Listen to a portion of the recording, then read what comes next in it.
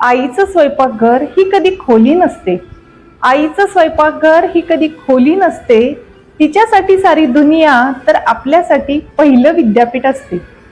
तिच्यासाठी सारी दुनिया तर आपल्यासाठी पहिलं विद्यापीठ असते. आई कांदा चिरायची. आई कांदा चिरायची तेव्हा तिच्या डोळ्यात पाणी यायचं. मी म्हणायचे कांद्याने आईला रडवलं. मी म्हणायचे कांद्याने आईला रडवलं. पण ते पाणी एकटेपणाचं राहायचं हे मला आज कळालं. ते पाणी एकटेपणाचं राहायचं हे मला आज कळालं. मला वाढायची गरम गरम पोळी. मला वाढायची गरम गरम पोळी. पण तिच्या ताटात मात्र रात्रीची शिळी पोळी. मी म्हणायचे गार का खातेस. मी म्हणायचे गार का खातेस तर म्हणायची सवय आहे पोरी. मला म्हणायची सवय आहे पोरी. आई ती सवय नव्हती ग. आई ती सवय नव्हती ग. ती तुझी माया होती काळजातली ओली. ती तुझी माया होती काळजातली ओली.